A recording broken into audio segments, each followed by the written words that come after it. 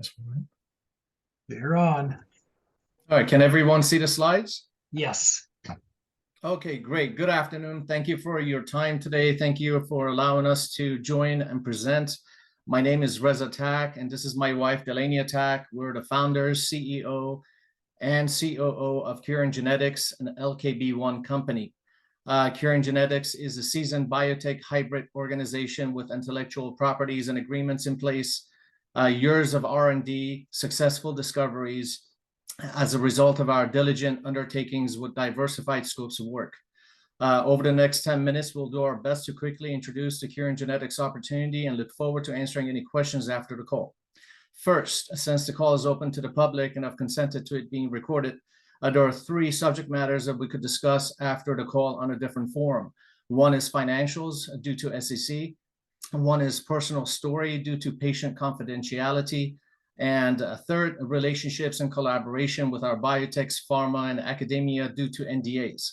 I must also state that the statements within this presentation are statements of opinion and not medical advice. Having said that, Delaney, please proceed. Okay. Hi, everybody.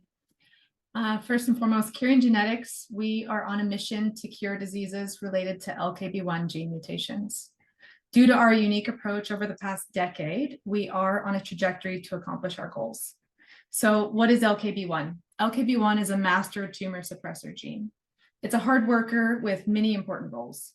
The most well described is its role as a key upstream activator of AMPK, which governs glucose and lipid metabolism and controls cell growth by deregulating mTOR. Just this aspect of LKB1 makes it an interesting target of study and development. Not only will answering the questions surrounding mutation of this gene help people with cancer and polyposis syndromes, but it may also lend assistance to the growing longevity and aging research community, as this is the leading pathway that could be leveraged in increasing health and lifespan as a whole. Additionally, LKB1 regulates cell metabolism, proliferation, cell polarity, oxidative stress, and immunity. LKB1 inhibits tumor initiation and progression by promoting cell apoptosis. Therefore, dysregulation of LKB1 is not only the underlying pathological cause of polyposis syndrome, but it is also related to the initiation and progression of various types of tumors via multiple mechanisms. So needless to say, this gene is extremely important to human health and survival. Clinical and preclinical studies support the role of LKB1 as a central modifier of cellular response to different stress-inducing drugs, indicating that LKB1 pathway as a highly promising therapeutic target. LKB1 is present in all mammals, and when it is mutated in the germline, it is responsible for polyposis and cancer predisposition syndromes. Polyposis syndrome is devastating with zero treatments currently. The only options for patients are continuous invasive screenings to remove polyps. Symptoms dramatically decrease quality of life, and every patient is acutely aware that their chance at developing cancer is almost inevitable with a 93% lifetime risk. They are forced to simply watch and wait for more polyps and cancer to grow. When LKB1 is somatically mutated, a person becomes vulnerable to many cancers and diseases that decrease life and health span. Some of the most common cancers with LKB1 mutations include lung, breast, colon, stomach, small intestine, testicles, esophagus, cervix, ovaries, and pancreas. Almost half of non-small cell lung cancers present LKB1 alterations. Non-small cell lung cancer is the most common type of lung cancer in the United States, accounting for 81% of all lung cancer diagnoses. In 2023, an estimated 238,000 adults in the United States will be diagnosed with lung cancer. In addition, LKB1 null tumors are very aggressive and resistant to chemotherapy, targeted therapies, and immune checkpoint inhibitors.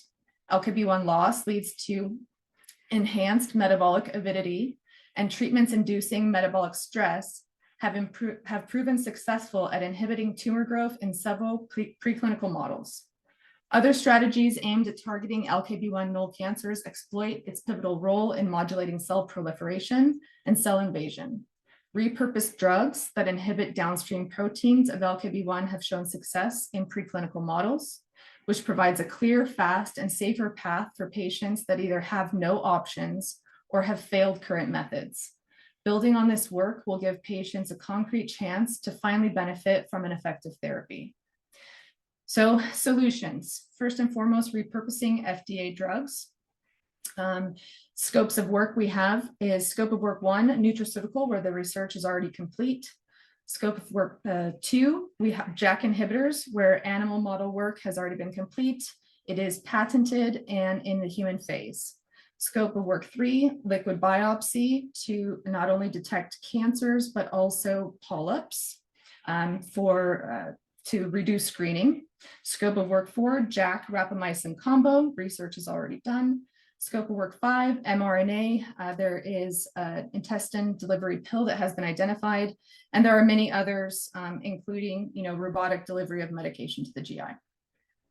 Here you see, in reference to scope of work 2, data that was performed in the mouse model where ruxolitinib, a JAK inhibitor, worked to reduce and alleviate polyp burden.